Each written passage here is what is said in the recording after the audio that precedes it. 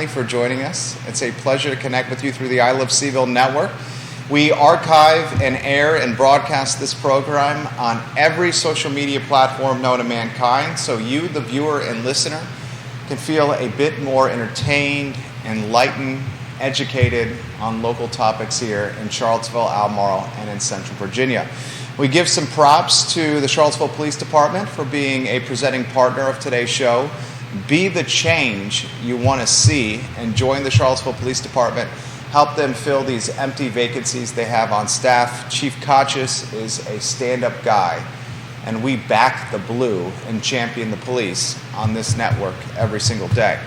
Judah is our director. I give him some props for being our right-hand person and keeping us online. I think, Judah, on that note, we should welcome today's superstar, Alanna Smith, the owner of the newly minted Walton Middle School Shuttle. If we can go to the studio camera and then a two-shot and welcome Alanna to the program.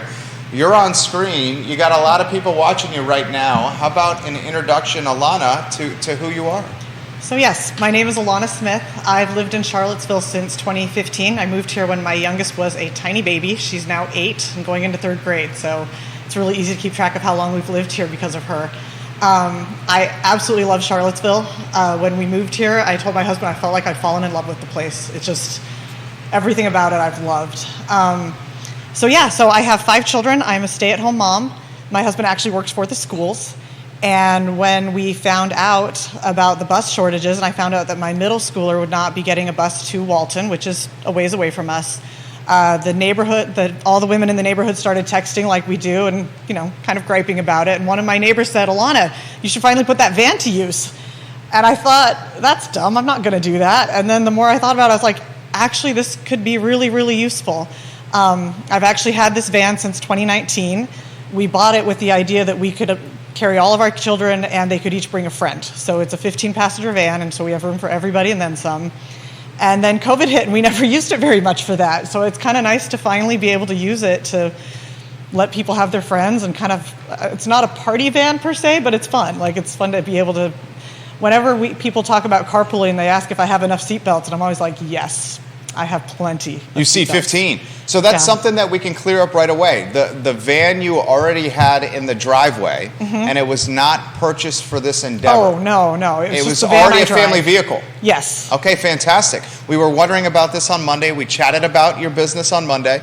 All right, so let's talk about what you're doing here. This entrepreneurial endeavor was birthed out of necessity. This is the quintessential example of social entrepreneurship or conscious capitalism, where a business is created to fill a void or a niche, a business that's run for profit, that is done in a way that leaves the community in a better place than when the business was first birthed. This is social entrepreneurship, the definition of it. Talk to us about the idea, how we got to this point. So basically, I just kind of did the numbers in my head, and $5 seemed like a fair amount. It's $5 one way per kid. We do offer discounts if you sign up for the whole month. We were figuring we needed to pay for gas, and I'm sorry to the environment, but the thing is a gas guzzler. I bet it is. We needed to pay for wear and tear on it, just for the extra driving, and because teenagers are not nice to cars. Sure. And then I had to get commercial auto insurance for it also, so that was a pretty hefty amount. If we fill the van, we should be fine. If we don't fill it, I'm hoping we can still break even. And it's about that simple. I mentioned this to Judah. I almost think the $5 one way is like well below market. I think you're like, and we'll get to this, some of the response. For those that are throwing shade, I think $5 is well below market, and she's throwing families a significant bone here and is not doing any kind of like profiteering motivation here. I think you're doing this to literally fill a void. Walk me through that mindset. So a lot of families are working right when they need to be taking their kids to and from school. Walton is actually probably the worst for those times. What do you mean by that? I mean that they start late when a lot of people are already at work, and then they end kind of when most people are probably ending work, but it's so far away it would be hard to leave work and get there on time to pick up your child. I feel like I'm giving people the opportunity to actually do their own jobs. And so I feel like So as a stay-at-home mom, I did a lot of babysitting trade-off for friends, and we always had this understanding that if you're just trading babysitting because you need a babysitter, you do it for free. If you're doing it for someone so they can go earn money, then you pay them for it because you're watching them so they can earn money so you can earn a little bit of money too. So that was kind of my mindset. So I'm doing this so people can go to work so they can pay me. Like I said, I'm not asking a lot, but they can pay for that so they can do their jobs and probably be paid a lot more than $5 an hour for whatever they're doing. I mean, I said this on Monday's show. For those that want some perspective or a comparable, try taking an Uber ride from your personal residence to Walton Middle School. And if you took an Uber ride from your personal residence to Walton Middle School, I guarantee you that would be 3 or 4x the price of the $5 she's charging for a one-way trip. Walk me through the business model if you can offer some perspective. I understand you mentioned the van is a gas guzzler, but I would imagine the insurance coverage that you needed to essentially be a bus service here for other people's kids, that payment is astronomical. Yes, we've made our first payment and it was several $100s, and then it will be a monthly payment continuing on. So yeah, it's a lot more than what I'm hoping to make. But I felt that I couldn't do it without that insurance. Like that would just be really crazy. Stupid of me. Yeah. Yeah. Right. So you have significant insurance coverage there, but that is that your number one overhead with this business? Yeah, I spent a little bit on advertising. Okay. I put up signs. My husband set up the website for me because I am not great at technology. Okay. That's about what we've done so far for it. And that website is waltonshuttle.com. Yes. It's a site your husband created through Google. Mm-hmm. I thought you did a good job. I want to give you some props, Mr. Smith. I don't know your first name there, so I'm giving you some props right there. Talk to us about like the response, the feedback you've gotten from the neighborhood, the good, the bad, and the ugly. Okay, well, I've had a lot of people tell me it's great. I think it's great. Thank you. Okay, I think this is a great idea. I have not, so I've had a few people tell me they thought it might be overpriced. Really? Yeah. How is that? I mean, do they want you to do this for a quarter? I don't know. I really couldn't do it for less. Right. I mean, like, are you breaking, like, seriously, I'll ask you a very pointed question here.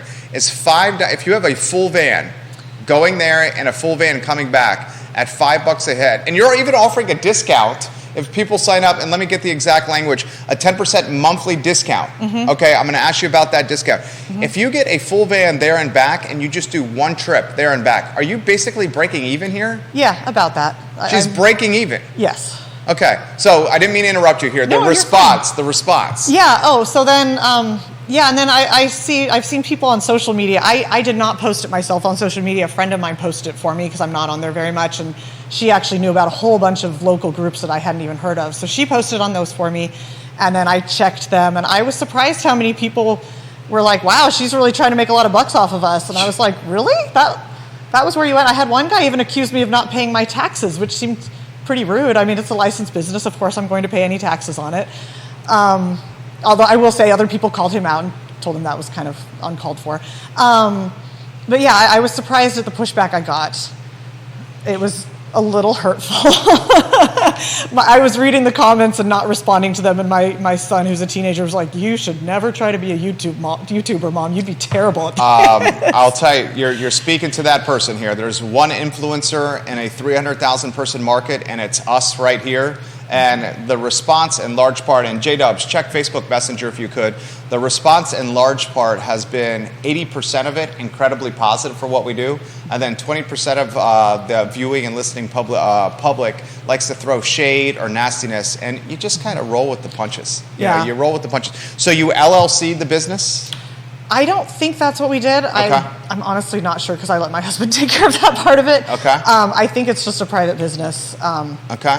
Yeah. You got significant insurance coverage. Yes. Okay. Let me throw this to you here. What has been the response from ACPS about what you're doing here? They haven't really responded much. My husband mentioned to a couple of his coworkers that I was going to do that, and they just asked about how much the insurance was. Okay. Which was great because we had actually not thought of that originally. So as soon as they mentioned that, we're like, okay, we're going to get insurance right away, and it's all set up. The insurance is good.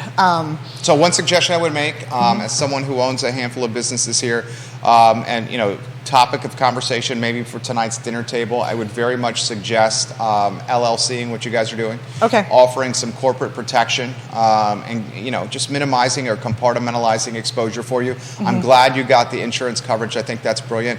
What are the big picture vision for this? I mean, is it vans for multiple routes in multiple neighborhoods, or am I getting too far ahead of myself? Okay. The big picture, honestly, would be if the school hired some bus drivers and I could quit. But is that going to happen? I doubt it. Yeah. I doubt it. But that would be my dream come true, and then I could go back to doing what I actually enjoy, which is hiking and other things during that time. So you're strictly doing this to help people, and you do not want to do this to scale the business? Yes. No, this is not meant to be a long-term business venture. This is until the need is done, and then I will be done with it. Okay. Yeah. Okay. So you're like, this is what you said. I have a 15-passenger van. I see that my neighborhood does not have the bus routes needed to get kids to and from school on time or back home on time. I'm a stay-at-home mom. I have some free time on my hands. Let me step up and help people out. And the only reason I'm asking $5 one way is because I don't want to go out of pocket to help people. Yeah. Dude, this woman deserves serious props, ladies and gentlemen. You are amazing. Thank you. I need to cut to the chase, and if you can put the PTI headers on screen on a one-shot, Judah, that would be great. I would have done it very differently if I were you. Okay, what would you have done? Well, no, I'm very much a business person. I mean, we're a one-income household. We have 2 little boys. Our oldest just started kindergarten for the first time.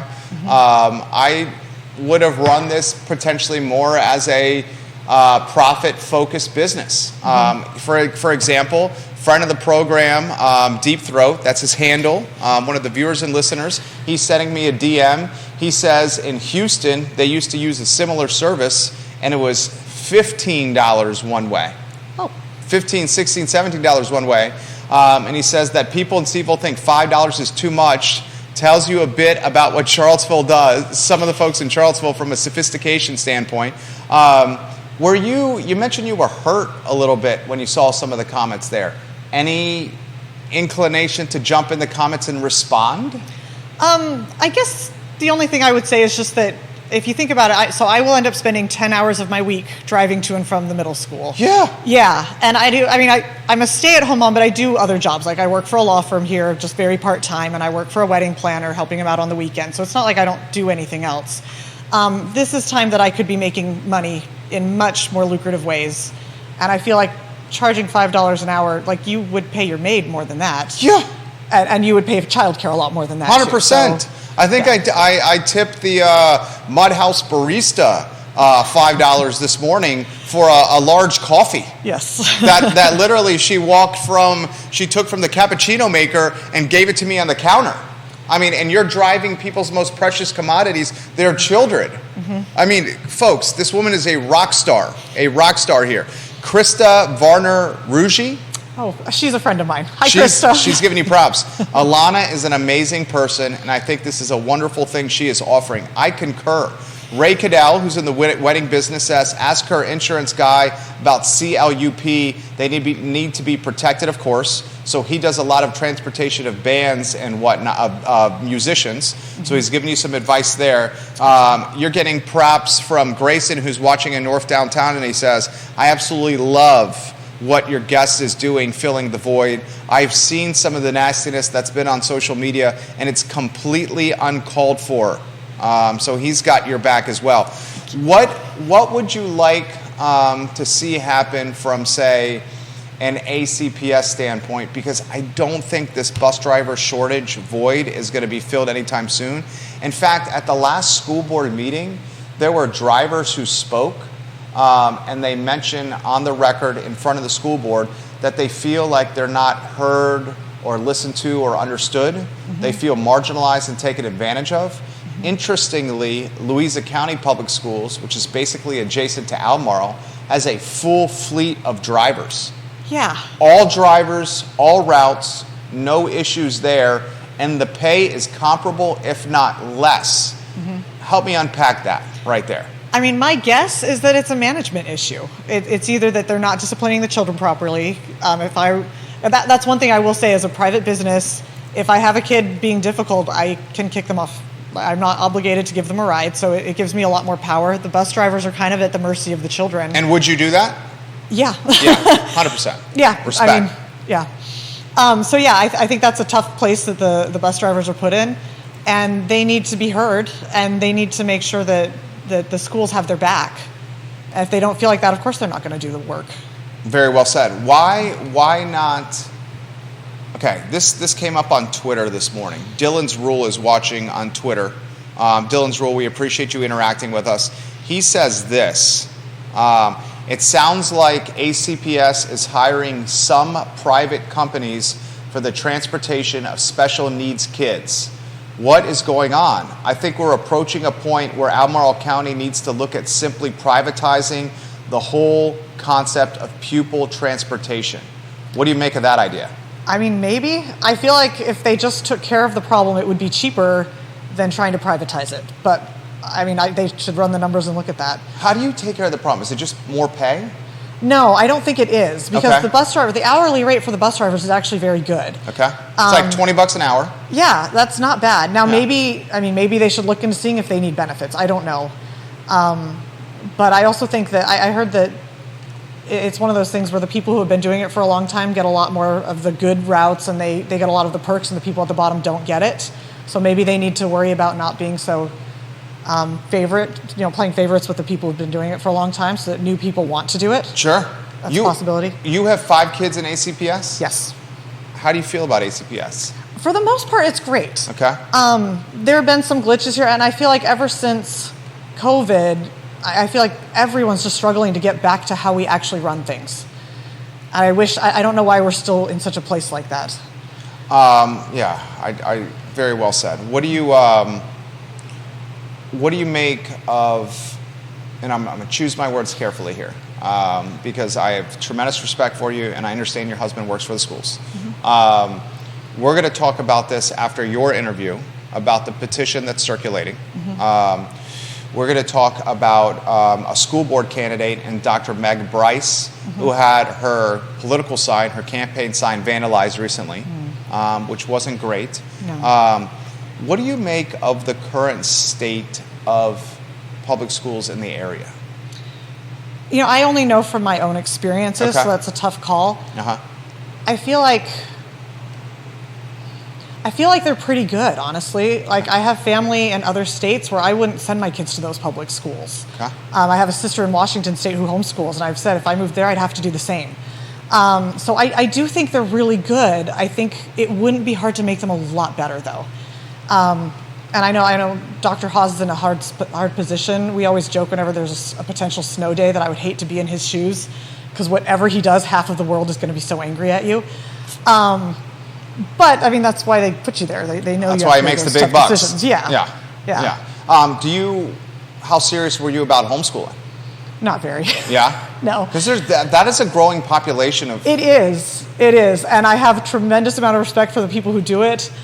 It's not for me personally. I totally get that. You're saying kids are tough. They are. I had you're 5 very kids, happy and I with love first them, day of school. But I'm excited when they go to school. My better half this morning after we did kindergarten drop-off, she's like, should we be popping the bottles right now? And she was so happy. Our 5-year-old is the best, but he's a handful. All right, so your hope is that they solve the transportation issue, mm-hmm. yet you're not so confident that they will solve the transportation issue. I mean, I think it takes a while for people to get their CDL. So even if they hired someone tomorrow, I don't think they would be driving for, how long does it take to get a CDL? A few months? It's months. Yeah. So even, and my understanding is 4 bus drivers just quit. That's true. So it's getting worse right now and not better. Yeah. So the viewers and listeners, that's completely true. I've also confirmed this with multiple sources that a handful, so you heard 4, I actually heard 5. Okay. Bus drivers have now quit because of the response. And do you feel for the drivers? Oh, absolutely. I mean, it's like, here's a good example. The U.S. postal workers mm-hmm. that deliver the Daily Progress. The Daily Progress is now delivered through the mail, which is crazy. It's like trading stocks and equities through carrier pigeon. Mm-hmm. And these postal workers are dropping off the newspaper for, say, the Progress is delivered on Tuesday, Thursday, and Sunday. They'll often get Tuesday's paper on Wednesday or Thursday, then deliver it days late, and then people are ripping them when they're dropping him off. So I correlate it to the drivers that are picking up kids now. The 5, you heard 4, I heard 5 that have quit, are getting ripped by parents at the bus stop. Like, what are you doing? You can't get my kids to school on time. You can't get them home on time. There's not enough routes. I'm having to drive them. But it's not their fault. No. I empathize with them. Yeah. Well, and I mean, I know last year if our bus drivers were late, it usually was because they were sick or they had a sick child, and they were wonderful. They would reach out and text us to say, I'm so sorry, the bus is going to be late for this reason. But again, it speaks to the larger problem that they should have substitutes and backup. This shouldn't be a crisis every time a bus driver has a sick baby. They should be able to be home with their kid then. Why not make this, this is just a businessman and me coming out here. Why not make this a more like, why not privatize transportation and lead the charge here? It seems like, is it just not something that you're passionate about? Is that what it is? No, it's... I mean, what's the cost of a 15-passenger van? Can I ask that? I think when we bought it in 2019, it was about $20,000. Okay, although probably the price has gone up because that was before COVID and before cars went crazy. Sure. So why not get 10 buses on the road, 10 of these vans on the road? Well, so I'm not an entrepreneur normally. Like, this is the first time I've ever done anything like this. This is very much outside my comfort zone. Okay. It wouldn't have occurred to me to even think that way. Now that you're saying it, I'm like, well, I need a lot of capital to get going on that. That's the easy part. Really? You think? This is what I do for a living here. Okay. The podcasting is a very small portion of what I do. We put deals together. We put capital and ideas together. I mean, it would seem to me, and I've highlighted this multiple times on the show, Kelly Jackson, if you're watching the program, you know what I'm talking about here. It would seem to me someone like you could get 8 to 10 of these 15-passenger vans on the road. Mm-hmm. You seem like you have 5 kids. Mm-hmm. You seem like one of your strengths is organization. Yes. With 5 kids. You strike me, and I've known you for all of 22 minutes here. You strike me as an incredibly detail-oriented person that dots the I's and crosses the T's. Is that you? Yeah. Yeah. You could conceivably manage the routes from a computer at your house through a CRM, get 8 to 10 of these buses on the road, have other stay-at-home moms that are looking for part-time income, drive the buses, you communicate with them via text, via FaceTime, whatever, on our iPhones. Say, here's pickup, here's drop-off. I think the $5 one way and the $5 back is you being one of the most generous, amazing human beings in the world. I think people would pay $15 or $20. I mean, going late to work when you have to meet your boss or you have an important meeting with your client, or kicking $20 one way to get your kid to school when the price of an Uber from your house to Walton Middle School is $25 to $30. It would seem to me you could raise the rates, you could scale to 8 to 10 buses, and you legitimately would have a deep 6-figure business here. Maybe. I'm going to have to fill my own van before I can branch out beyond that. We still have space in the van. Okay. Well, let us know how we can book rides with you. Okay. So you just go to waltonshuttle.com. Super easy. You fill out the online waiver form, text me. We'll figure out the easiest place to pick you up. Oh, that's another thing. People thought they had to come to me. There was I will go to the different neighborhoods and probably pick people up at the bus stop they would normally go at. You can text me and then we can work out the details of exactly what time I would get your child. It's super easy. Paul McArtor, watching the program, he initiated the petition against Dr. Matthew Haas. Paul, we will get to that petition in a matter of moments. That's not a topic for now with Alanna. Too much respect for her to bring that up with her. I'm going to say this again. I love what you're doing. Thank you so much. I think what you're doing is, I'll be very straightforward. I think it's almost charity. It might be at this point if we don't fill the van. I think you have incredibly underpriced this, and if you ever need some help putting the model together with what could be the true market rate of a trip, I'm happy to do that. I think you could have a brand created like the Blue Ridge Transportation Service. You could get 8 to 10 buses in 2 weeks on the road. And I don't know. Well, I will say I will be doing some driving for weddings on the weekends as well. Okay. And when I do that, I've not licensed it yet, but the plan is to call it Something Blue. Okay. And that's a great way to get people to and from the venues and back to their hotels, especially after they've been drinking. Something Blue, the play with the wedding and the fact that the van is blue. Yes. Okay. Yes. Do you have a name for your van? We usually call it Big Blue or Big Blue. or the Blue Whale. Or the Blue Whale? Yeah. You've made some jokes on social media or on your website. You've probably seen me around town. I am the only person with a van quite like that I've ever noticed. There was one time someone had another van, and I wanted to be like, can we be friends? Hi. But that was weird, so I didn't. But I haven't seen that one in a while, so I think I'm the only one. Yeah. How difficult is it to drive this van? It's not hard. I actually grew up driving a huge van for my family, and that van was older than me and would die when you went around corners. Wow. So when we got this, I was like, this is cake. I love driving this van. Does it have the backup camera? Yes, it has. That was actually one of our requirements because so with all the gravy children. With the backup camera. Yeah, we're like, we cannot have a van this size without knowing exactly what's behind us at all times.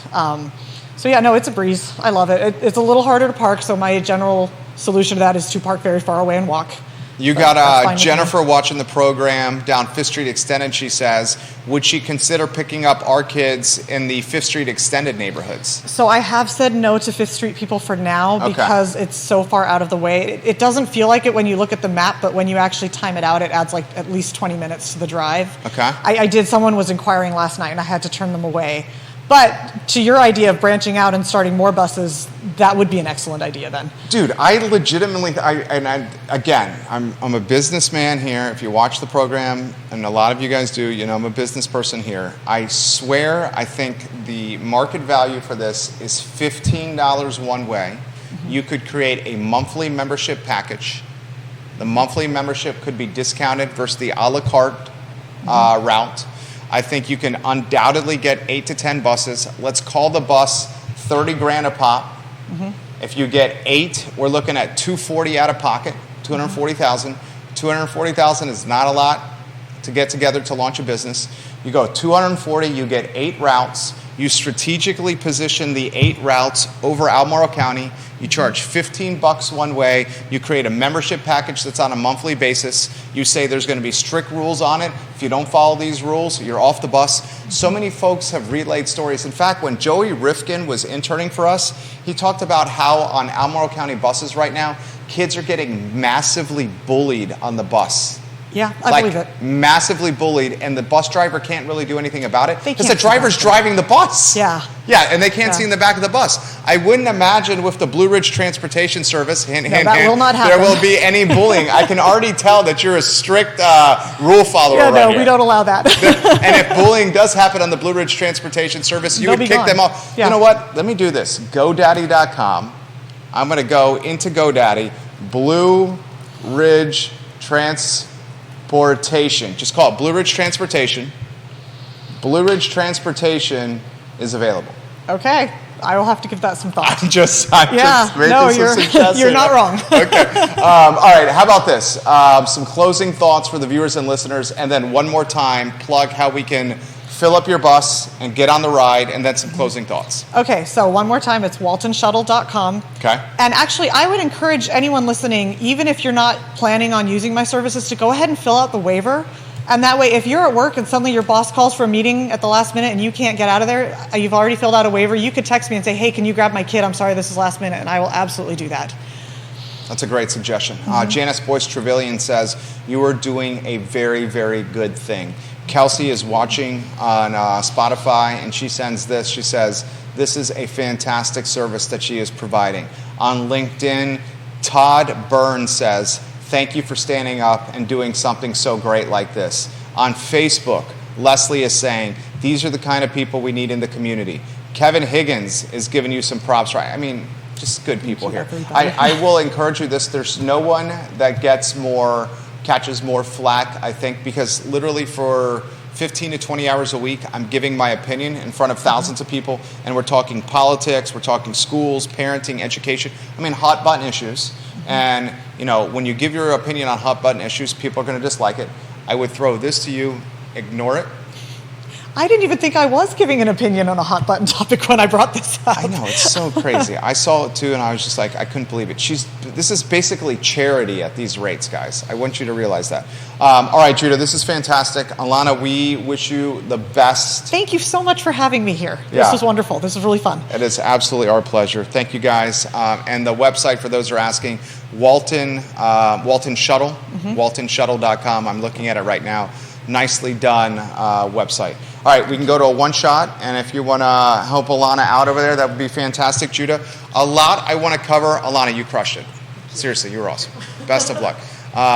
Kevin Higgins says this. You'll love this on the way out. He's watching in Greenwood, which is a suburb of Crozet. And the kids in Greenwood are routinely showing up after first period to school. He says, this area needs 10 more Miss Smiths. Instead of complaining about a huge issue out of our control, she decided to do something about it. I don't even see this as a business. I see this as someone doing the right thing to do. Thank you, thank you, thank you. Now he's almost made me cry. Yeah, thank you. You are a rock star. Thanks. You have a good day. You too. Kevin, thank you for that. All right, so viewers and listeners, we're going to put the headlines on screen on a one-shot. Do you have the one-shot on with the PTIs right there, J-Dubs? Oh, J-Dubs is making moves. Killing it, J-Dubs. Paul McArtor, we're going to get to your petition in a matter of moments. I want to dot the I's and cross the T's. And Judah, maybe we weave you in on a two-shot here because I count on your sensible takes and opinions often. Dylan's rule says this. Thank you for standing up for the bus drivers, Jerry. This isn't a bus driver issue. This is a management issue. Amen. Dylan's rule, I'm responding to you. Also on Twitter, Warrior AG. I love you, Warrior AG. I haven't seen you in a moment on Twitter. He said, I've been screaming from the mountaintops for over a year. The bus situation will get a lot worse, and it has, and it will continue to get worse unless ACPS makes huge changes with the transportation department, especially with management. I'm going to quote tweet that. Please read Warrior AG's tweet. I agree 110% with him. Exclamation point. Judah, let's weave you in on a two-shot. Give me a thumbs up when J-Dubs, who's known up and down the East Coast as a man of perspective, a debonair man, a well-dressed man, a well-manicured man, a charming man, an all-around A-plus guy. Ladies, this guy is single. Slide up into his DMs. Ask Judah out on a date. Judah loves sushi. He loves Thai food. He loves Korean barbecue. He likes smooth jazz, especially Kenny G. Do you like any of that stuff? Maybe one or two things in there I like. Can you help me understand the shade or the hate that she's receiving? She just basically told her, and we may want to slide this one on a two-shot. Do we need, or is this by two-shot over here? This camera? No, it's okay. It's okay. I'll look at this one. No problem at all. No problem. Look, she basically told us that she was not sure if an LLC was started or not. Yeah. You heard her say that, right? Yeah, sure. She said, I'm not sure if we have an LLC or not. And then she said, I think I'm breaking even.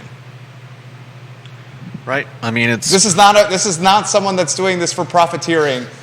And I'll you know. Yeah, it's not like she's holding anyone's feet over the fire and saying you have to. And who cares if it was $15 one way? Who cares if she came out of the gates with 8 or 10 buses?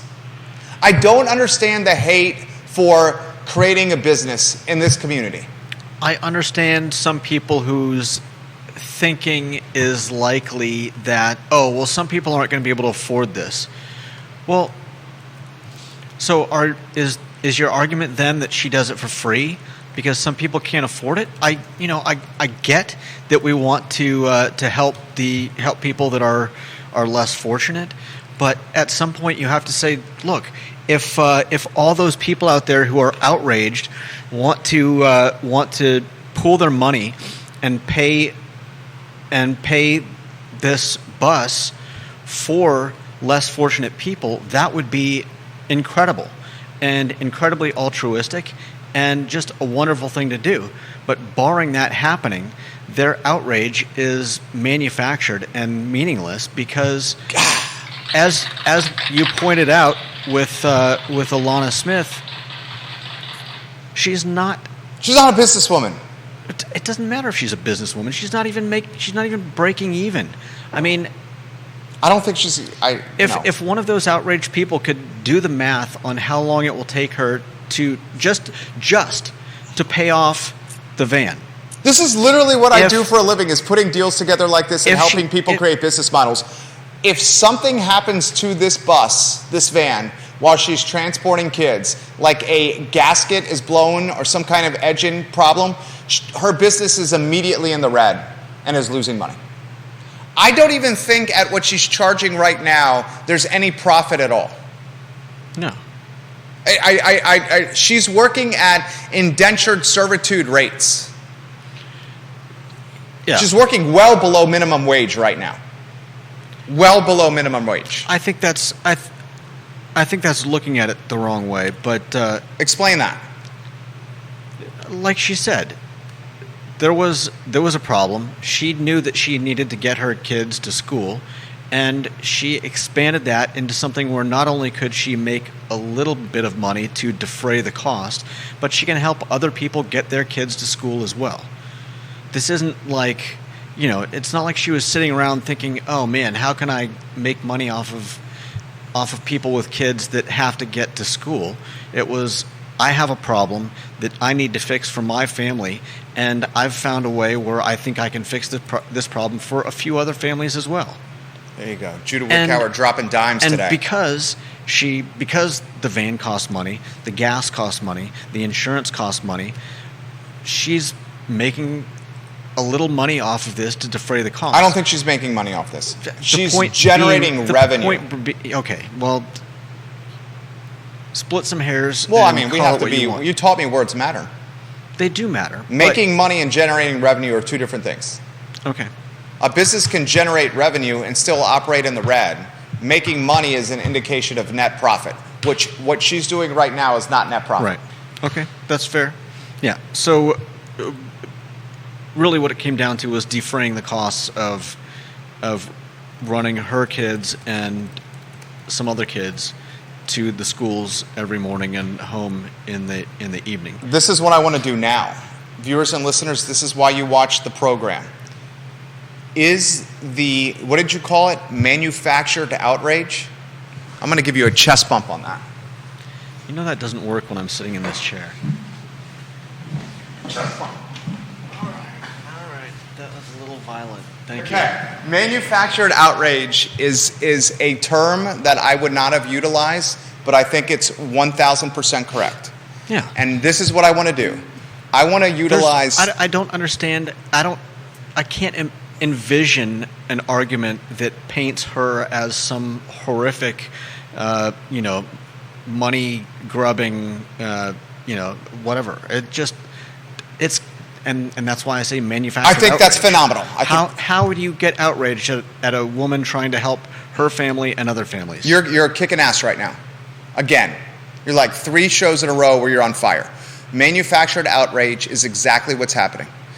Let's use the foundation, this story, manufactured outrage, for a umbrella that describes or characterizes a small, vocal, organized, and strategized population of Charlottesville and Central Virginia. Much of what they go about with their arguments, their approaches to anything in Charlottesville is manufactured outrage. Chris Henry, 400 apartments on Preston Avenue, manufactured outrage. Sidewalks on Stribling Avenue, manufactured outrage. A private bus service that's not making any money, manufactured outrage.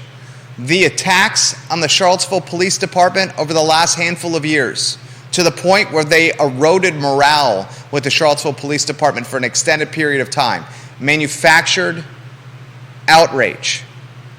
That MO, manufactured outrage, look at that. Yeah. That MO are also the initials of manufactured outrage, is so prevalent and real and like palpable and tangible in this community. Attacking Dr. Meg Bryce, manufactured outrage. Linking her to her late father, the Supreme Court Justice, manufactured outrage. Do you have I put the picture He up. put the political sign on screen. Put the sign. This is what happened to Meg Bryce's campaign sign. She's running for the at-large seat for Albemarle County School Board. It's on screen. Yeah. Somebody graffitied her sign with her maiden name. Why they chose the color yellow, which is unreadable, is an indication of their level of intelligence. If you're going to graffiti this sign, dum-dums, use black spray paint. That's actually readable and understandable, instead of yellow, where you can't even interpret what you've written here, right? Yeah. Okay? Also, dum-dums who've graffitied this sign. Did you know defacing political signs is a crime and you could legitimately be arrested for? Friend of the program, love him, sent me a text a few days ago. Mr. Harding took a campaign flyer off a door when he was running for what, state senate or delegate some years back. That removal of a flyer, his opponent's flyer, got caught on a Ring camera. Yeah. That became news. He had to pay a fine. And it was in the 24-hour news cycle for a short period of time. You don't want to deface or steal political signs, even if you don't agree with what the candidate is doing. That legitimately could yield a fine and arrest for you. Pro tip. I mean, that's the extreme end of why you shouldn't do it. Well, what's the other end?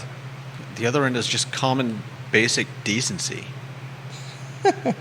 Thank you. Like, seriously. The golden rule. You know that when it's the other way around, if somebody else is defacing a Democrat sign, or somebody that identifies as a Democrat, because I don't think the school board. It's supposed to be apolitical. Yeah.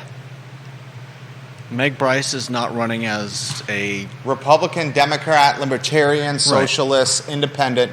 Well, she's running as an independent. The problem is, in today's social media world, people like to label. And a lot of her platform and ideology are rooted in conservative thoughts. So if you had to peg her, you'd peg her as a conservative. Yeah. Right? And heaven forbid we have diversity of thought on the school board. Or anywhere. Anywhere in Albemarle or Charlottesville. God, manufactured outrage. Manufactured outrage is such a great term to describe the very small yet loud population in this community. I think it should be held back for specific incidences because labeling an entire group with something is never But the never very actions helpful. of that small and organized group are are always rooted in manufactured outrage. See, there you go, making blanket statements. Attacking Bryce and labeling her as her father's, what would be a good term to use here? I mean, if you can point... They're basically calling her father's puppet. Yeah. That's what they're saying. Or worse. I'm not disagreeing with you there, but you're also... Dylan's rule says this. If you can prove that all those same people that are doing the one thing are also doing the other, I know that it's likely that they are a lot of the same people, but it seems a little presumptive to say that everyone that's complaining about the Walton bus and everyone that's complaining about Meg Bryce and whoever it was that spray painted Scalia on this sign are all the same people. Is, while probable, there's no direct evidence, and by saying that everything that they do is manufactured outrage, again, while it may be probable, I feel like I'm a guy. You're getting a little, I'm a guy where there's smoke, there's fire. And I got a guy who's sending me a text. He asked me to not use his name. This is not Deep Throat or anonymous. I'm going to call him the Fixer. I know him well. What he does for a living is he fixes problems. You've seen that show on television. There's one in Charlottesville. I'm going to call him the Fixer. And the Fixer texts me this. More like recreational outrage. They get joy and identity by being outraged, says the fixer, who's had to deal with a lot of these folks. Jason Howard, the king of Rio Road, says, one sick child throws up in that van, which will happen, and the steam cleaning cost eats a day's earnings, if not more. It's a public service, not a profit center. Perfect comment. Yeah. I have no doubt in my mind that this will be a financial loss for this family. This is literally what I do professionally, is I take folks that are entrepreneurs and bring their ideas to market, finding them financing, real estate, attorneys, architects, branding, social, digital, utilizing the services of the fixer if needed. Considering the fact that they've had the van for 4 years, I'm sure that they've already eaten the cost of buying it. So it'll be fairly easy and quick for them to figure out how above or below the line they're going to end up with gas and insurance and however many people they get on a regular basis. There is no profit here. Right. There is no profit here. I'm just saying they'll know pretty quickly what She's working for below minimum wage. Okay. She's working for below minimum wage. And she's going to be in a tiny container during flu and cold season in about 45 days with unmasked children and no windows open. In 45 days, she's going to be in a petri dish of every influenza that is creeping down the hallways of Walton Middle School. Yeah, but then so are all the parents when their kids come home. I don't want to be around other kids in a tight, confined area during flu season. I'm just saying, whether it's in the classroom or in an actual school bus, those kids are going to be around that and are bringing it home to their families. You know whose kids I like? I get what you're saying. You know whose kids I like? Yours. My kids. My kids. That's who kids I like. Mm-hmm. My kids. Let's go to Twitter, and then we're going to get to some other topics. Ginny Who. Love you, Ginny Who. Ginny Who! She says, someone actually providing a positive solution to the bus fiasco. Amen, sister. I'm responding to that comment. Amen, sister. How do I spell sister? S-I-S-T-A-H? Yeah. Sister? Amen, sister. Dylan's Rule says this. Dylan's Rule is giving you some props. Judah is correct. This is manufactured outrage. The outraged crowd exposes socialist Charlottesville's hypocrisy. They want public institutions for all, yet Albemarle County Public Schools cannot do the job. Here's a woman trying to do something for others, and she's evil because she might make a profit. He also adds Dylan's Rule, so would socialist Charlottesville rather just have these kids not attend school at all because the government can't get these kids to school? Exclamation point. Yeah. Warrior AG says, tearing up or defacing a political sign is a federal offense, and tearing up and defacing political signs are a sign of the times when we can't agree to disagree or you get called some ugly names. Warrior AG, I love that you're on Twitter right now, homie. Ginny Who says this on Twitter. Yes, those people thrive on the manufactured outrage. It's an addiction for them. There's no one in this community, I think, who experiences more manufactured outrage than yours truly. Okay. Name one person in this community that experiences more manufactured outrage on a 24/7, 365 cycle than yours truly. Name one. Exactly. I'll leave that to our viewers. This is from Deep Throat. If she came out with 10 buses and undercut the public system in some way, sure, I guess you could criticize that. But in this case, she only came out with one because the public schools screwed up. Her presence does not in any way make life more difficult for those who don't use her service. In fact, the contrary. Van pulling makes the drop-off and pickup line shorter for everyone else. He continues by saying this, still, think she makes some money, revise the numbers for the info, that is the first round payday, 130 per day revenue, 50th per day costs, standard MO for socialist CVille, manufactured outrage, friend made up signs criticizing new zoning, 3 got stolen off people's lawns on Rugby Avenue. Why is the manufactured outrage so prevalent in this town? And I will say this, the manufactured outrage, I love that term. The manufactured outrage is a talk show host's dream. Yeah, I mean, it's what got It gives us content every day. It's what got that woman. What was it? What is it? She wasn't actually expelled from UVA. It was expelled in abeyance. Is that what it was? She had a mark. She was expelled without being expelled, but a mark was done on her transcript. I believe it was called expelled in abeyance. Ziana Bryant. Yeah. Manufactured a massive, steaming pile of outrage. Charlottesville's activists, probably primary activist Ziana Bryant, the same Ziana Bryant who had the press conference in Lee Park about the statues when she was in middle school, the same Ziana Bryant who attacked Chris Henry at the church about the 400 apartments that were being built on Preston Avenue, the same Ziana Bryant that's often speaking before City Council, said at a Black Women Matter protest on Water Street that a white UVA student, a girl, a white UVA female, the daughter of a fallen and dead police officer, she overheard this white UVA female student who was in a car. Well, she said it. Who was blocked by a work truck. The work truck was in place to protect the Black Women's Matter protest on Water Street. The white UVA female student said, if it was not for these work trucks, these people would be speed bumps. Yeah. Ziana Bryant took that comment and said that this was a racist attack against us. She didn't even hear it first person. She heard somebody else secondhand mention it. Heard it secondhand. And then basically formed a group of pitchfork bearing protesters to chase the woman down. Took it a step further, took it to the University Judiciary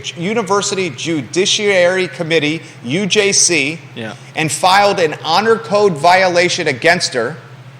The public perception or the momentum of what Ziana Bryant did snowballed so greatly that UJC suggested or voted that this white female UVA student, the daughter of a dead police officer, should be expelled from school.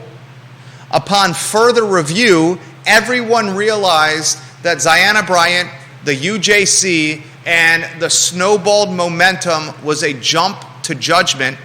And upon further review, they found that the white female UVA student of the dead fallen police officer said the comment, but did not have it with any ill intent. And now she is suing, the white female UVA student is suing much of the University of Virginia, including President Jim Ryan. And I think has a pretty valid case. Oh, yeah.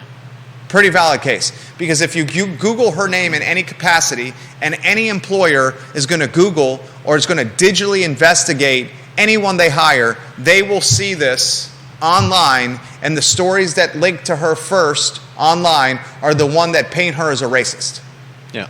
This is slander and a payday waiting to happen. And you speak of manufactured outrage, guess who is not offering any comments on the record? Guess who's not offering any comments on the record about this? Ziana Bryant. I was going to say. Ziana Bryant. So it's okay for Ziana Bryant to create all this momentum and attack this person, but once the investigation finds that everything Ziana Bryant said was actually not how it played out, Ziana Bryant then goes quiet and says nothing. Yeah. That is the definition of?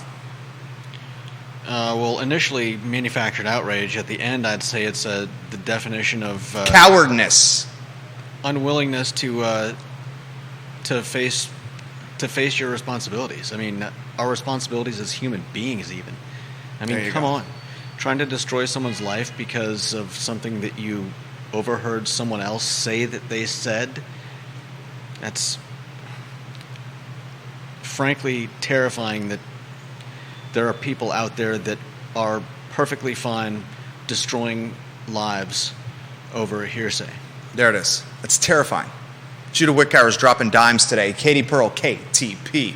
The Queen of Whitehall says, one might agree she's probably not charging enough. She's definitely not getting rich on this, and I know I definitely would not want that responsibility.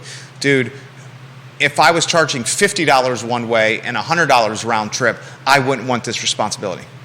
If I had 8 vans on the road charging $50 one way and $50 back and had a deep 6-figure income here, I still wouldn't want this responsibility. One accident, one kid getting in trouble, one kid getting hurt, one kid having some kind of physicality or some kind of health issue or some kind of like worst case scenario, everything is on the line for this family. Yeah. Kevin Higgins makes the comment she should make this a nonprofit. 501c3. There you go. Kevin Higgins dropping dimes today as well. Oh, manufactured outrage. God, Judah's on point today, is he not? Yep, Morgan Benninger is her name. And now she is suing UVA and Jim Ryan. You're exactly right, Deep Throat. And You know what's going to happen? This lawsuit's not even going to make it to court. UVA is going to settle out of court, and I would not be surprised if it's $1 million+ payday for Morgan Benninger. There's not really anything they can do to make up for the massive F-up that this is. To her personal brand. Yeah. The massive F-up to her personal brand that will live in perpetuity online anytime a potential employer Googles Morgan Benninger's name. Yeah. They Google her name, and they will see on a cursory glance, they will see if they will call her a racist. Because that's what the media outlets describe her as. Yeah. I mean, look at this. I'm literally doing this right now. I hope she gets millions of dollars from UVA, Judah. Yeah. Millions of dollars.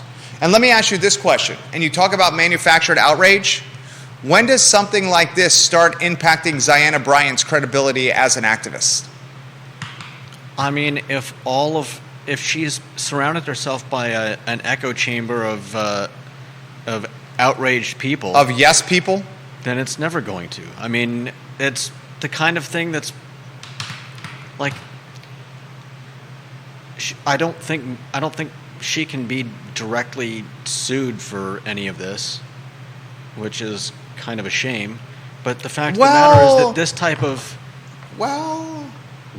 you think she can be sued? Or? I mean, she owns a house. Yeah, but she owns a home.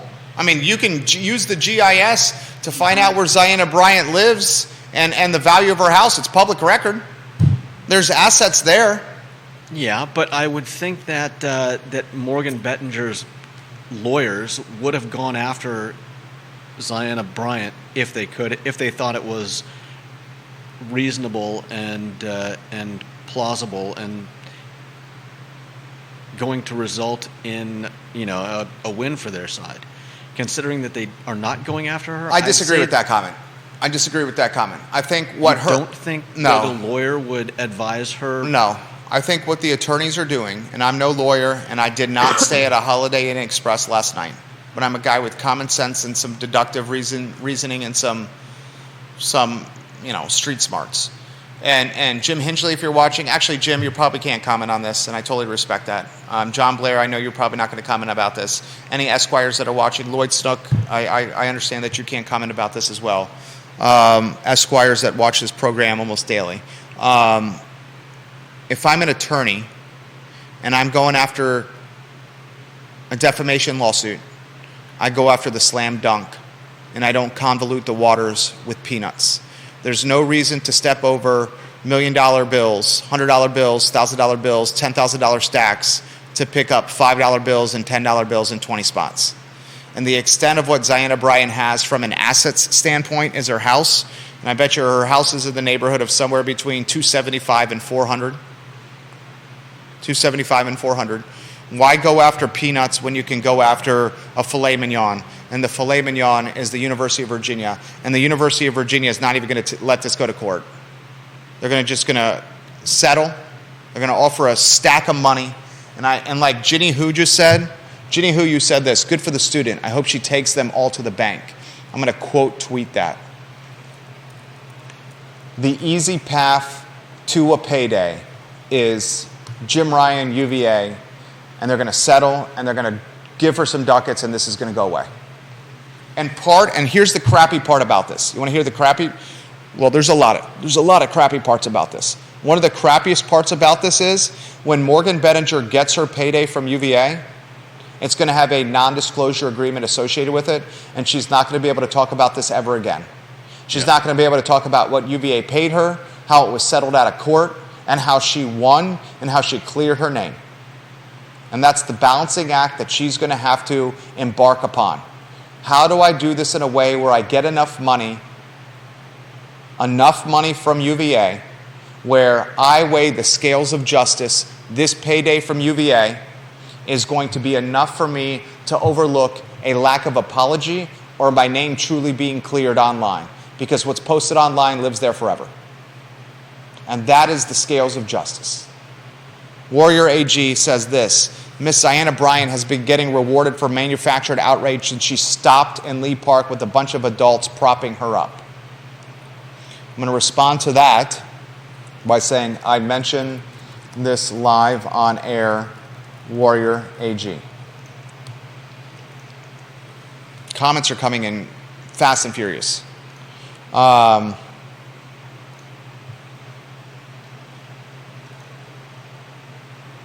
Carly Wagner says to KTP, you already have a good portion of that responsibility. How many kids do you have in your carpool daily? And gives her the kissy face emoji. I love when the viewers and listeners interact with each other on one of the 15 Facebook pages this show airs upon.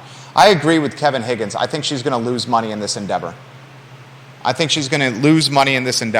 Chad Wood, one of the single wing's finest tailbacks, a guy that helped the Western Albemarle Warriors to Jefferson District Hardware with Steve Isaacs at the helm, says controversy sells whether it's true or not. Chad Wood also says Kevin Higgins is dropping dimes at the Golden Corral as well. Oh, God damn, that's so funny. KTP, I don't think she's charging enough at all. Suzanne Daly says, I also love the comment, manufactured chaos. I use that phrase on the regular. Manufactured chaos. Suzanne Daly says, masks don't work. Don't give them any ideas, Jerry. Don't even get me started on what they have done to kids' speech and literacy. Maria Marshall Barnes says, I hope someone has a camera that caught this. Is that the chest bump? Is that what you're talking about there, Maria Marshall Barnes? I think she's talking about the Scalia spray painted. Yeah, here's some good advice. There you go. Here's some good advice for Dr. Meg Bryce. Dr. Meg Bryce, this is what I would do if I were you. Just some free advice. Take what you want with this. How much are those cameras? Those cameras are so cheap. You're talking about GoPros? No, like a field camera. I don't know. Put one of those cameras next to your signs. Capture these people in the act. Yeah. Here, I'll ask you this question: Is the this is a legitimate topic here. Is the manufactured outrage, the manufactured chaos, the manufactured outrage and chaos that is being initiated by activists in socialist Charlottesville, is that painting or depicting Dr. Meg Bryce into a sympathetic, even more likable and approachable candidate? Are they basically using bullying tactics? Yes. And through these bullying tactics, is socialist and activist Charlottesville the Goliath to Dr. Meg Bryce's David? You're saying, are they backfiring? Is this a political ploy that's going to backfire and paint Dr. Bryce into a sympathetic character, propelling her to general election at-large seat victory on the Albemarle County School Board?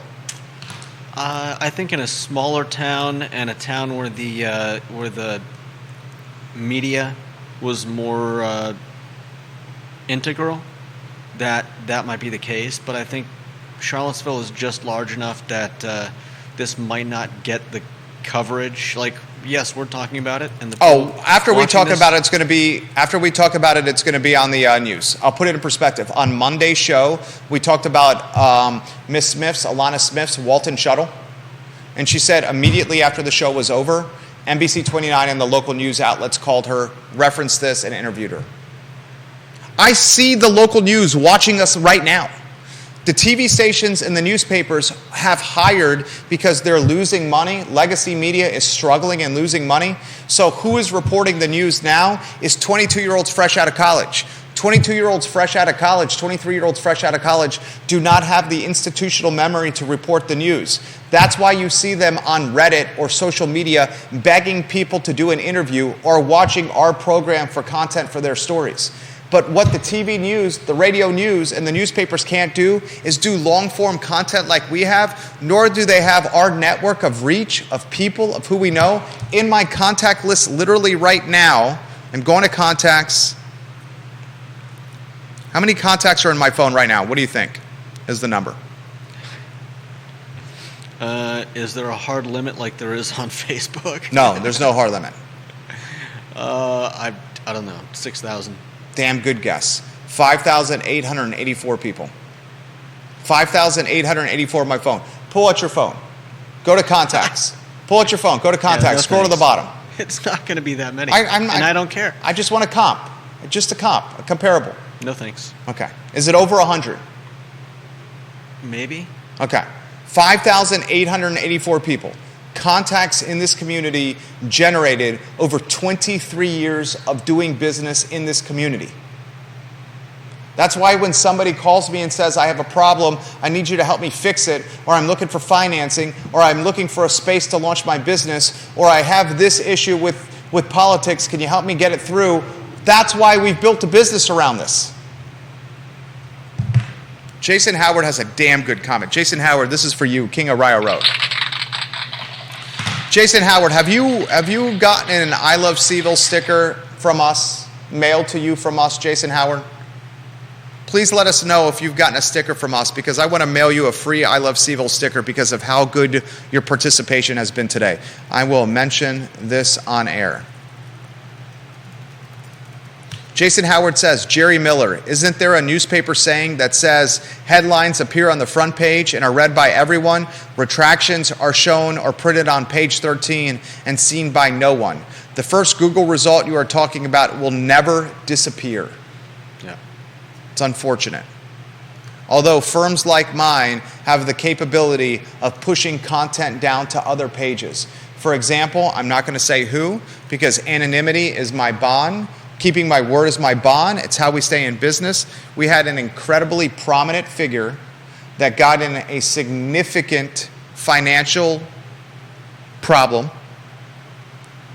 Significant financial problem. We're talking bankruptcy. We're talking loss of business. We're talking loss of house. And he employed our firm to take that content and push it down to pages 5 and 6 of Google over a 30 to 45 day period of time. We also had another client who got in a significant car wreck that injured other people, and he employed our firm to take that news story and push it down to pages 7 and 8 of Google and paid us a retainer to do that. So there's ways around the first slot of Google. Kevin Higgins throwing shade at Chad Wood. Chad, the Golden Corral staff really misses you. They said they haven't seen you since dinner last night. Oh, I love when Higgins and Wood just So it spar on begins. social during our show. I love you guys. You guys are great. I sincerely love you guys. Manufactured outrage. God, I love that phrase, Judah. I love that phrase. All right, let's get to Paul McArthur's petition to fire Dr. Haas. Damn, we're already an hour and 15 minutes into the show. Paul McArthur, we'll talk about this some tomorrow as well.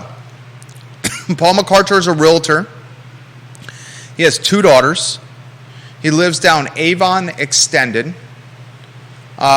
He is a well-spoken, active parent, as is his wife, Jen McArthur. Paul launched a petition a couple of days ago that now has 815 signatures.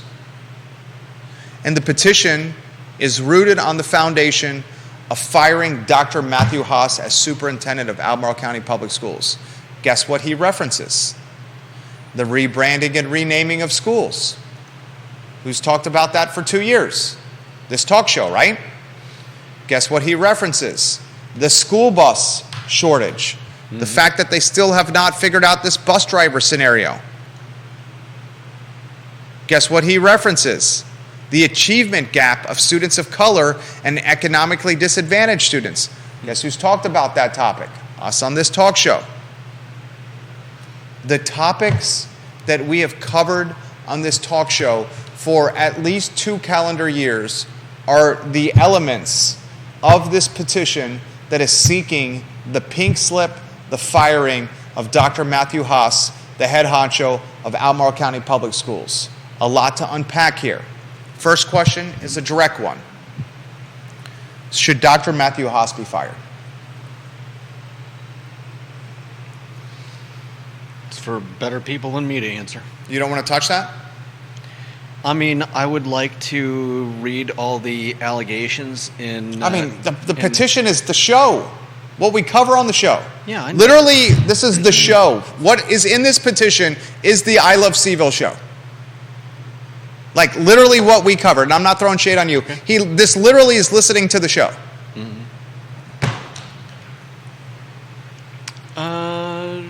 Yeah, I mean, I think there's a strong argument for... See, you're such a nice guy. You're hesitant to... Well, I don't... All right, Paul McArtor says it's not a petition to fire Dr. Haas. It's a petition to not renew his contract in 2025. There you go. That's essentially one and the same. Okay. That's one and the same. If you don't renew his contract, Dr. Haas probably will not finish his term. Because he'll look for a job where he can have a full term. Where he will look for a job where he can get longevity. If the petition is to not renew his contract, that is one in the same. I mean, it's getting rid of him now versus letting him run out his limited tenure. What superintendent would stay in his job if he finds out today or at the next school board meeting that his contract is not getting renewed? What head football coach would stay in his job if he finds out that he's not getting a contract extension or his contract is expiring at the end of this year? No one would stay in their job. This petition is essentially a firing of Haas. Okay. What do you make of it? I mean, it sounds like it's got a lot of backing. I think there's definitely, like I said, Dr. Bryce signed it, and she put on her Facebook page that she signed it. I was surprised that Meg did that. I want to unpack that in a matter of moments and ask you if that was a political gaffe by Meg Bryce. I also want to highlight this and get your take. I guess these. Strawberries, strawberries, strawberries. Look at the lights. Strawberries, strawberries, strawberries. Pinch look the at the bridge lights. of your nose. No, strawberries, strawberries, strawberries, and look at the lights. The sneeze went away. That's the broadcaster trick. And we've Look at the seen lights how, and say strawberries, strawberries, and we've strawberries. seen how well it works. Well, I didn't sneeze. Not this time. I rarely sneeze. I'm going to ask you this question. As in, when did he launch the petition? He launched the petition 48 hours plus ago. 48 hours plus ago.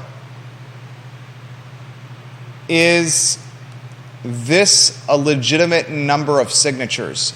815 signatures in over 48 hours, when we know that Paulie G, the school spokesman, said, how many effing families are in Albemarle County schools?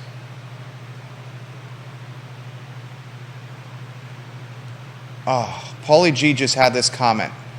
Where was that comment? Was it with the news? Was it with CBS 19?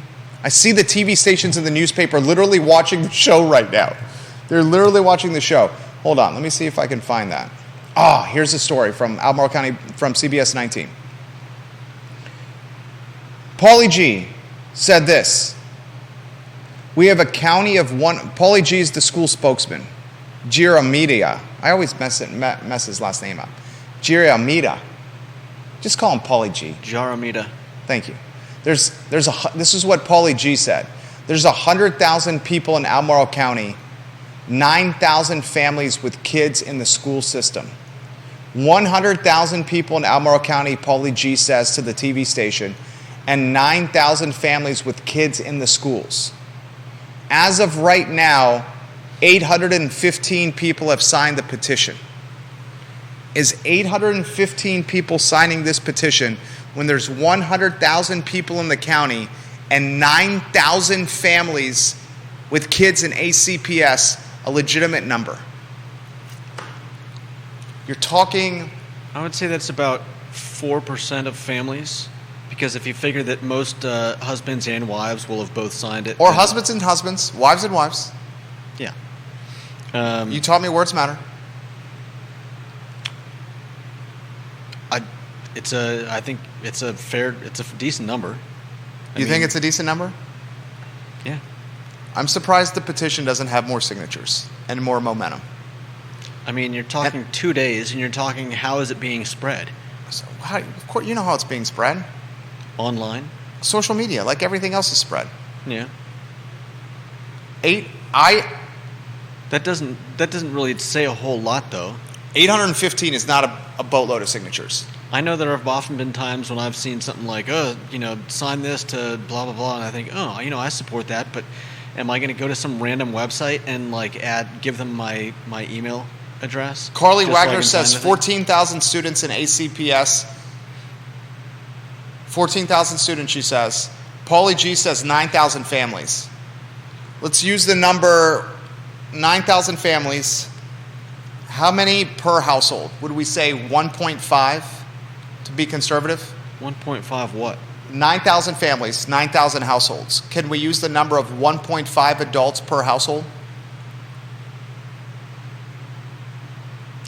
You can. Nobody's going to stop you. I think that's conservative. I think that's on the low end. 9,000 times 1.5.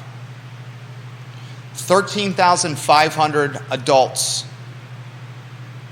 with kids in schools. And I think that's a low number.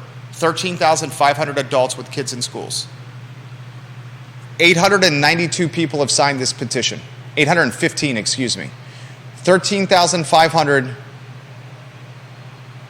You're talking maybe 6% of the adults tied to ACPS have signed this. Yeah, that's what I said. How many of these are kids that have signed it? No way of knowing. No way of knowing? There should be a way of knowing. How would you know? It's completely worthless. There you go. All you have to do is sign your first name, your last name, and your email, and then you can sign the petition. How many of the people that have signed this petition do not live in Albemarle County or do not have kids in Albemarle County Public Schools? Yeah. How many of the people that have signed this petition do not live in Central Virginia? Well, that's why I said it's important to know how the... you don't have that data. That's why it's important to know how the petition is taken. 815 people have signed this petition. Does this, in fact, give momentum for Dr. Haas and create the opposite of what Paul is trying to do? What happens if this petition peters and does not gain more momentum? Does this further reinforce Haas in the eyes of the school board when Paulie G is going to say there's 100,000 people in Albemarle County and 9,000 families in our school system? Could be. You're talking a very, very, very, very small amount of people. And we don't know if these people are legitimately tied to the school system, if they're children, if they live in Charlottesville, if they live in Louisa, or if they live in upstate New York. I think that's generally true of anything like this. I disagree. You disagree? When you get votes, when you get people to sign to help you run for office, Dr. Bryce had to get signatures, TJ Fadley had to get signatures, Michael Pruitt had to get signatures. You have to assure that the signatures you get are from people that are residents within your district by documenting their address, their zip code, and where they live. Some politicians have gotten in trouble when they've gotten the necessary signatures. They've gotten them from friends that don't live within their districts. Mm-hmm.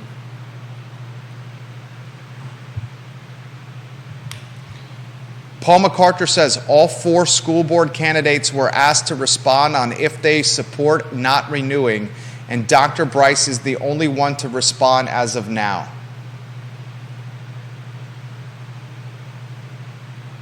Was it a political gaffe signing this petition and then indicating on your social media that you signed it? And I'll follow that up with my data that this 815 people is a minuscule amount. And I would bet you these 815, not all of them are tied to ACPS directly. Was it a political gaffe from Dr. Bryce to announce that she signed the petition to not renew Dr. Haas's contract? I really don't think that this is going to be the catalyzing incident that loses her the race. Allison Spillman didn't sign it, her opponent. I don't think anybody's going to be surprised by either of those statements. Why do you say that? We don't know if Allison Spillman likes Dr. Haas or not. Sure. Allison Spillman is on a 180-degree opposite end of the political spectrum of Bryce, but she hasn't made a statement on Dr. Haas, not that I know of. Does she need to? What are you saying? There's a lot to unpack with that. What are you insinuating? I mean, doesn't Spillman and most of the school board generally tend to align with Dr. Haas's type or style of thinking / governing? That's what I wanted. I knew that was going to come. That's what I wanted. And the answer is yes. I knew you were going to say that. Okay. That's why I asked the question. Spillman's ideology aligns with the current board and with Dr. Haas and his cabinet and their approach to curriculum, diversity, equity, and inclusion, the prioritization of DEI, and the conversations that can happen or will not happen between parents, their children, and teachers, and what goes on in school hallways. Spillman not signing this petition and not indicating she's signing this petition is an indication that she supports the current board and Dr. Haas and his policies. Tacit agreement. What's that? Tacit agreement.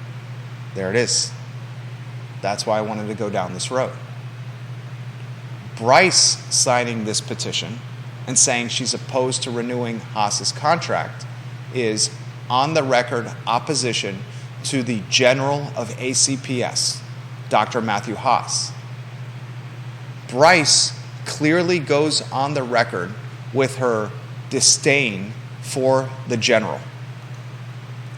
I wonder if that's a political gaffe. Because again, Bryce, to win this election, she's going to have to get middle of the road voters. She's not going to win this election with a conservative platform. And she has to prove that she can get over the following hurdles. Hurdle number one she has to prove is the fact that her children go to private school and are not in ACPS. That's being used against her. Hurdle number two that's being used against her is her ties to her father, the late Supreme Court Justice. Hurdle number three she has to clear is the comments she and her husband made during a school board meeting about communication amongst teachers and parents when it comes to their children and their students as they sexually identify in schools versus homes. Those three hurdles are what will determine the outcome of this election. And I said this to her before she even ran. She'll confirm it if you ask her.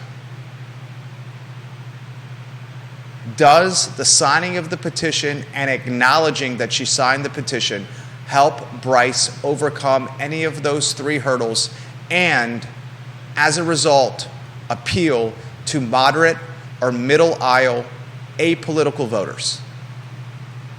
Yeah, I think it could do some of that. What's that? I think it could do some of that. I think there will be some. I'm not sure it does. Okay. Well, but finish your thought. I apologize for interrupting. Finish your thought. I was just going to say that I'm sure that giving it some thought, some people will come to see that, okay, maybe, maybe they don't like the way that Haas has been governing, so to speak. I think that's far more likely to win a few people over than to overwhelmingly set a particular group against her. There are going to be those who are against her no matter what. I don't think a whole lot of people who were undecided will take her signing of this petition as a reason to come out against her. I could be wrong.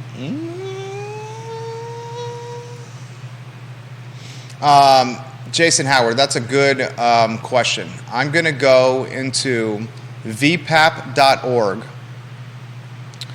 vpap.org, and I'm going to put Yono Alcaro into vpap.org. I'm going to try to get you Yono Alcaro election victory. How many votes he got in the Almoro general election school board race when he ran. It's difficult to find this, especially on the fly during a talk show. Okay, here it is. No, this is from 2015. All right, let me see if I can get daily. I'm trying to get the total votes that Yono Alcaro got in the school board race. All right, here it is. Oh my gosh. Pop-ups. Daily progress. I want you to hear this daily progress.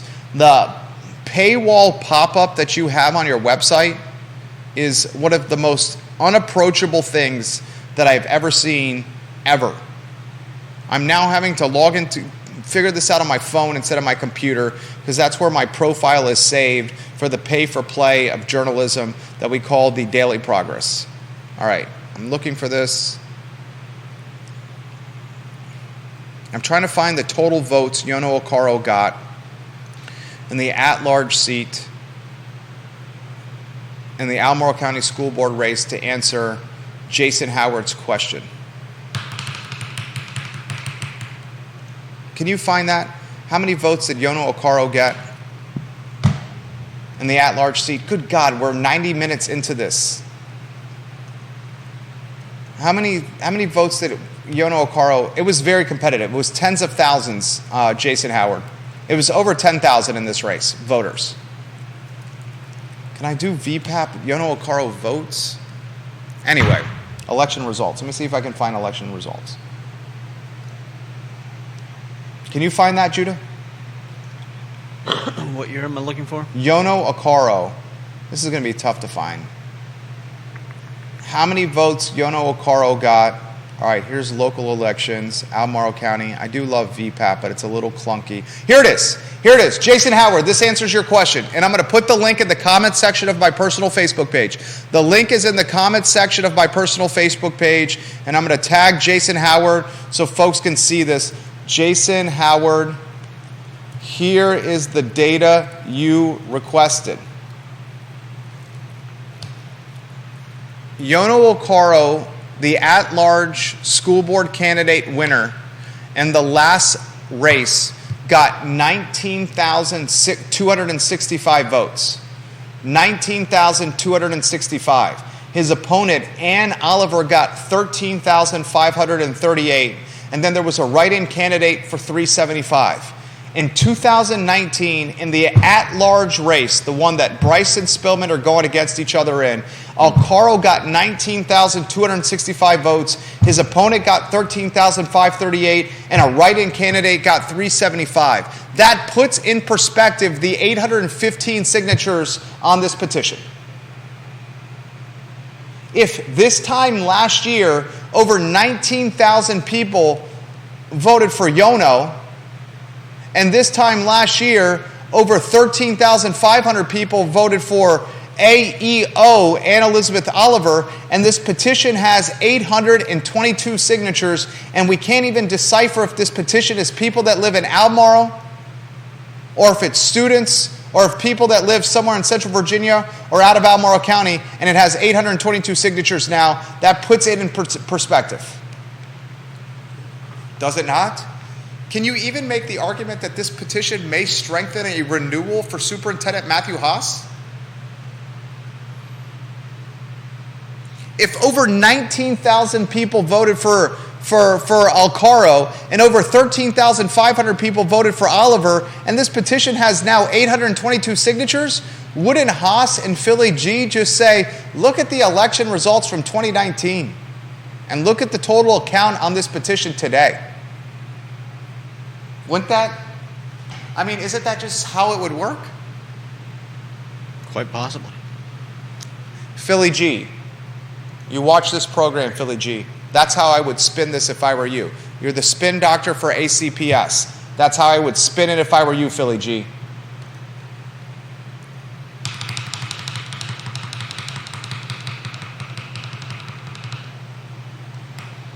All right, I think that's the show. We've gone over 90 minutes here. I got to make some money today. Catherine Lochner says no one really cares about a change.org petition. Man, there is a boatload of comments on these Facebook pages. I'm having a hard time managing all these comments here. Anything you want to close with? And let me see if I can cherry pick some of these comments. Man, people are ripping Miss Smith. Listen to some of these comments. Christina Matheson says, that's crazy. You should be billing the city or the county for this, not the parents. $150 a day, really? You're taking advantage of a situation these parents and students shouldn't be in. Kyra Barrett says, while I commend the family that is offering this and think the gesture is wonderful, $10 per kid per day, that's $360. She's talking about the profit. Brian Talbert, this isn't a fun, feel-good story. Parents shouldn't have to pay to get their kids somewhere they're legally required to go. Actually, Brian Talbert, that's not true. I learned from Neil Williamson that Brian, in fact, I'll respond to Brian right now. ACPS has no legal requirement to bus kids to and from school. Brian Talbert. Did you know that? I learned that from Neil Williamson. Neil Williamson, are you watching the program? Neil? Is Neil watching? President of the Free Enterprise Forum, support the Free Enterprise Forum. Neil Williamson, are you watching the program? I believe he is. I learned from the president of the Free Enterprise Forum that public schools are not legally required to bus kids to and from school. Yeah, I remember hearing that from Neil. Remember when he was on the show? It blew my mind. Yeah. ACPS has no legal requirement to bus kids to and from school. When does ACPS and Philly G and Dr. Haas just say, hey, by the way, this is an amenity we're offering. We have no legal requirement to bus kids to and from school? Yeah. Imagine if they said, you know what? No more buses whatsoever. Buses are done. No more buses. Because they could say that. Now, you talk about manufactured outrage translating or transitioning into actual outrage. That would be an effing firestorm in Albemarle County. Yeah. But they have no legal requirement to bus your children and our children to and from school. Right. Can you play some of the videos of the Charlottesville Police Department? Chad Wood, I would love to host a debate. I would love to host a debate between Allison Spillman and Dr. Meg Bryce. I'm going to tag them in the comment section of my personal Facebook page. Spillman likes to... Where are you, Allison Spillman? Allison Spillman. Dr. Meg Bryce will come on this show and debate you. Allison Spillman will provide you the questions in advance, except for one question that will be a surprise for me, but will be fair. Allison Vic Spillman is her name, so I can tag her. Allison Vic Spillman. I can tag you. Allison Vic Spillman and Meg Bryce. In the comment section of my personal page, you are cordially, should I say cordially, and kindly invited to a live debate on the I Love CVille show at a day, time of your pleasing, of your choice, as long as it is Monday through Friday at 12:30 p.m. Please pick a day, time, and we will host a debate. Allison, Dr. Bryce is willing to do this. Are you? ? I think voters should hear where you stand on key issues, and our platform has the largest reach of any in this community. Respectfully, Jerry Miller. Should I sign it Jerry Miller when it's in the comment section of my own Facebook page? It's up to you. All right, I'm leaving the comment. Allison Vic Spillman tagging you, and Megs Bryce tagging you. You are cordially and kindly invited to a live debate on the I Love CVille show at a daytime of your choice, as long as it is Monday to Friday at 12:30 p.m. Please pick a daytime and we will host a debate. Allison, Dr. Bryce is willing. Actually, since I called her Dr. Bryce, I should say Miss Spillman.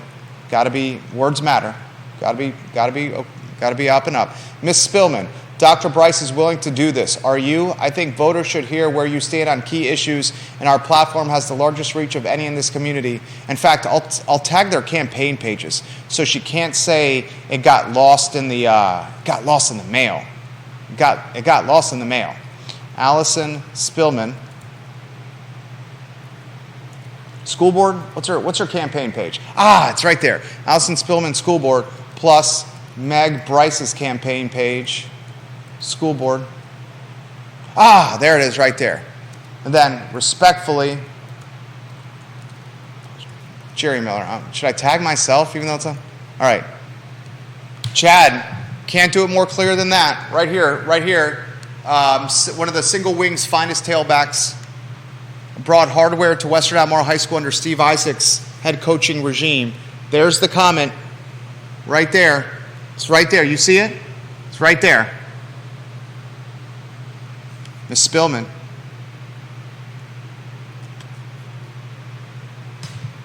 Miss Spillman.